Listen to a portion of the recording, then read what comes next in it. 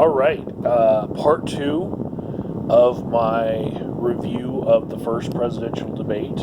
Sorry, I was running out of space on my camera and didn't realize that I didn't have a lot of space. And then I started fighting with somebody who was wrong on the internet again. And then I had to get some sleep. So I ended part one intending to record part two and have it up like by the time people had watched part one, because it's probably only going to be like another 10 minutes of, it never bisects right in the middle the video that you're trying to make. It always it leaves you with just a couple more minutes of stuff you want to talk about, so that you're really thinking, do I want to splice this? Really? Do I want to do all that work and do all that rendering to upload to YouTube? And I'm trying to be real with you guys and not be so polished. These videos, they go up as is. If I do a lot of uhs and ums, I'm not going to be jump cutting myself. This is a real opinion, and I put this shit out there not for not for ad revenue, because that shit's not going to pay the bills anytime in my lifetime. I do it more for the internet archaeologists who are going to want what were people's feelings the night of, and now the day after the debate. 100 years from now, maybe somebody will enjoy this video and enjoy the fact that I sat down to talk to you guys, but.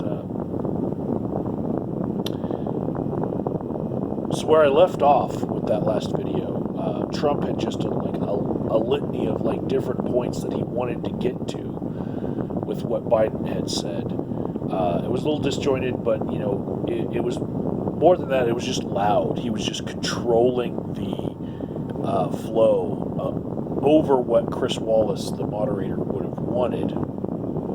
And then in that, he kind of cornered Biden into saying that he doesn't support the Green New Deal. It was a direct question from Trump to Biden. And when Biden said, no, I don't support the Green New Deal, Trump was like, oh, well, that's a big statement. Not letting him finish his thought, which he did kind of in a very low voice say, I support the Biden plan, not the Green New Deal. I have a plan, not somebody else's plan. But that's one of those catch-22s that Trump is very willing to exploit on the left, is that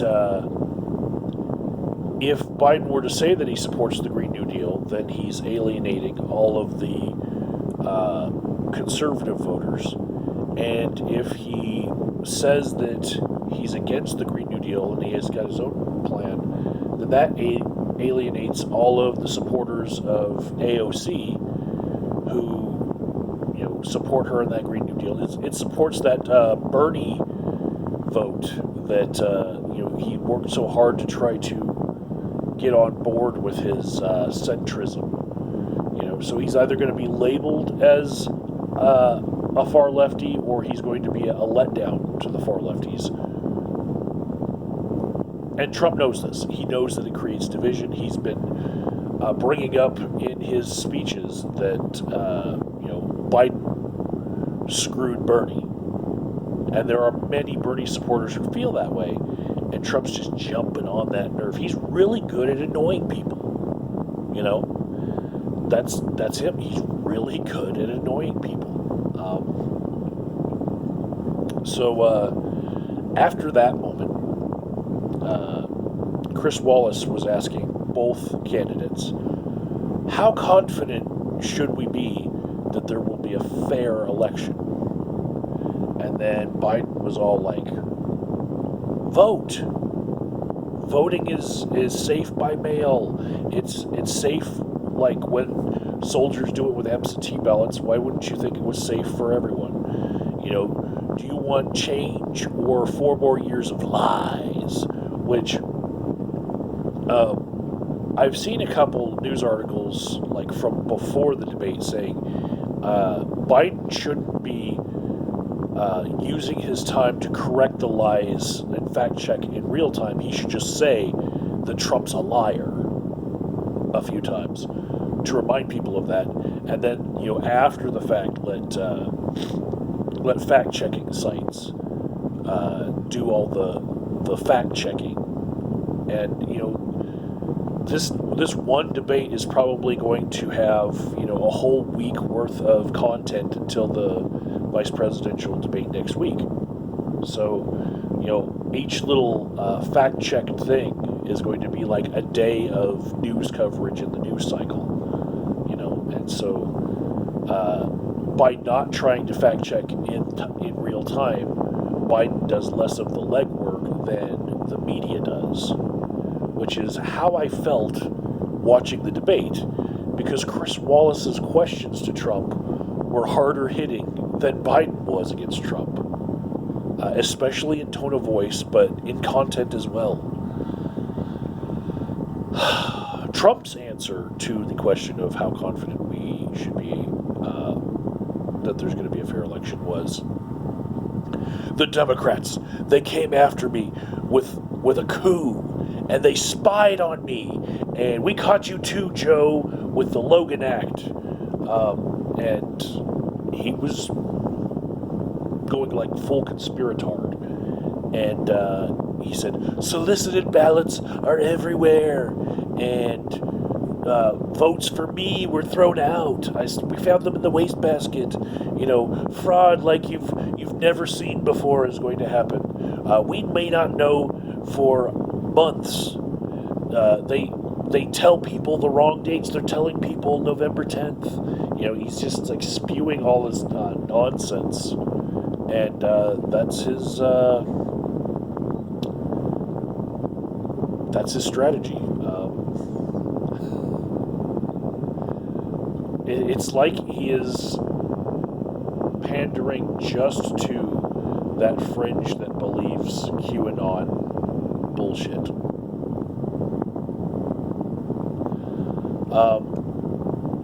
Then Chris Wallace asked President Trump directly if he was counting on the Supreme Court in the election, and then Trump said yes to that. Basically, the sky is falling. Biden was like, he's afraid of counting the votes because he'll lose. And that's why he's counting on the Supreme Court. And Trump did not look like he took that well.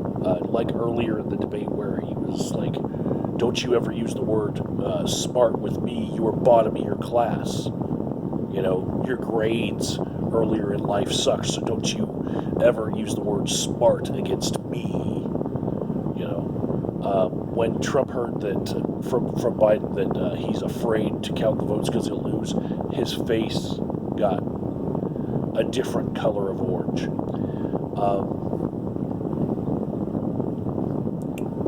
Wallace then asked, are you concerned about the election? And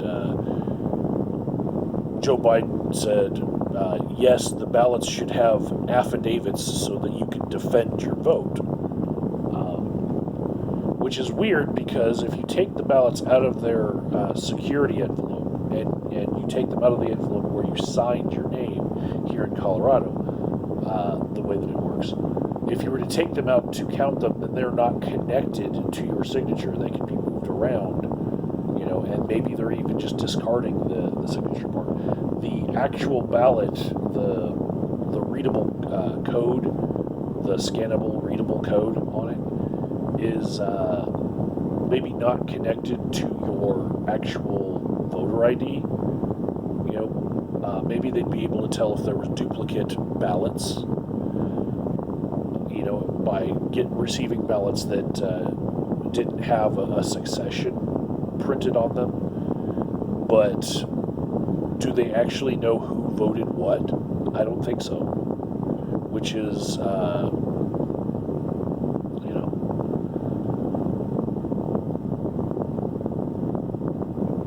it leaves room for highly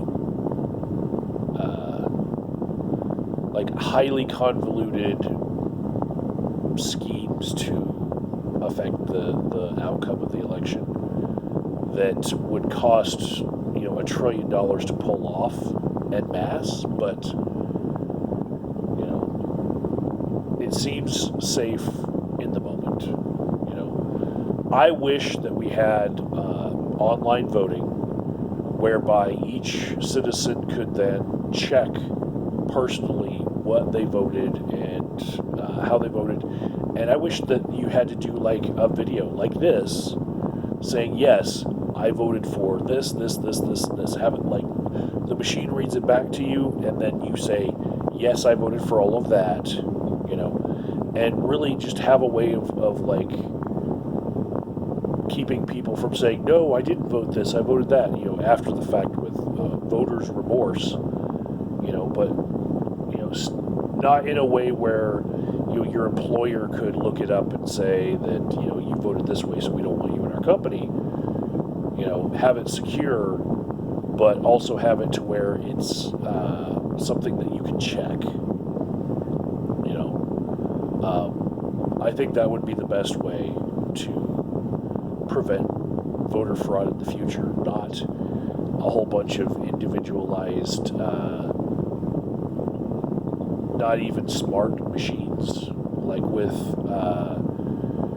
horrible monochrome screens on them that just harken back to technology of 30 years ago, where it seems like some company designed a machine around using antiquated printer technology in order to sell some machines out of equipment that they already had lying around. That's what it looks like our voter machines are made of in some states. So, yeah, we need something better. I went off on a tangent, but, if I don't go off on some tangents, then this whole video will be lopsided versus the other one, which was like 30 minutes long. So, you're getting your rambles worth. Anyways, Wallace at the end, he asked both the candidates, will you please urge your voters to stay calm, and will you pledge to not claim victory until the election is certified? And Trump said, I'm urging my supporters to go to the polls and watch carefully. If I see tens of thousands of ballots manipulated, I can't go along with that. That means a fraudulent election. They cheat. And I was like, oh my God, this is going to, if there isn't a landslide of votes for Biden, this is going to be so horrible. And I remember back when Gore conceded the election, and I was like, no, keep fighting. Trump's base is going to tell him, if the election's close, to keep fighting the results. And so, yeah, we're headed for some scary times, because our country is kind of really divided very closely, like 50-50, and it sways one way or the other, with each election. But we're so evenly divided that we risk having these horribly unpopular things happen, because 50% of the people are going to be really pissed off with the outcome of every election. So, yeah. Anyways, Biden's response to this was actually yes. He will wait until the vote is certified. It may take days.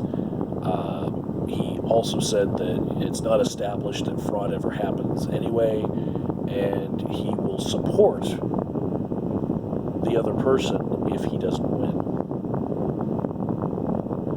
And then Trump started interrupting him again, which was really annoying. I mean, the whole fucking night it was annoying. Then Chris Wallace closed the show really abruptly. like just said, okay, this is the end of the debate. We've said our piece. Next debate is this time. Next, the debate after that, and you just click, cut the feed, and I wonder if more words were said between the two candidates right then and there. If there was another camera rolling, I'd like to see how they left the stage and what happened there, because there was a moment that we didn't get to see. Anyways, that's my thoughts on this. I know a lot of people are making a lot out of the way that Trump refused to denounce white supremacists, and when he was asked by Chris Wallace, he said, "Well, who are you talking about? What kind of name? Who are you talking about?" And so Chris Wallace started naming off different synonyms for white supremacists, and the one that Trump latched onto was the Proud Boys, right? So Trump would not say, "I denounce white supremacists," but he would then say, "Oh, Proud Boys, okay, Proud Boys, stand down and stand back," right? Which is not telling them disband and put your guns away. It's basically telling them to be at the ready for if something does go down, for if shit does go down. It's not telling them, don't do anything. It's telling them to be ready to do something. Just wait for my word. But no, he would not address white supremacists as a general term, because he knows some of his base are white supremacists.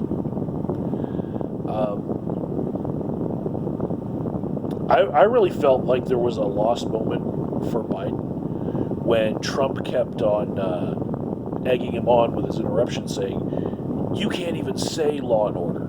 Say the words law and order. You can't even say law and order." Right? And Biden actually did work it into what he was saying later. But I think Biden lost a really possible big moment where he could have said, "Well, you can't say Black Lives Matter," because Trump can't. Trump cannot utter the words Black Lives Matter and keep his base. And what Trump's trying to do is not win over voters from Biden's side. He's trying to dissuade them from voting altogether by pointing out how, with such a giant umbrella in the Democratic Party, the left leaning side, the really progressive left, they lost out when Bernie didn't win the nomination, right? So he's trying to point out, Joe doesn't support the Green New Deal, and he's trying to egg him on into saying things that are going to dilute his own base, because Trump knows he can't win over those Democrats, but he might be able to dissuade them from voting altogether because they have broken hearts still because of the primary process. And what I think Joe should have done in that moment when he was being egged to say law and order, Joe should have turned to him and said, "You can't say Black Lives Matter."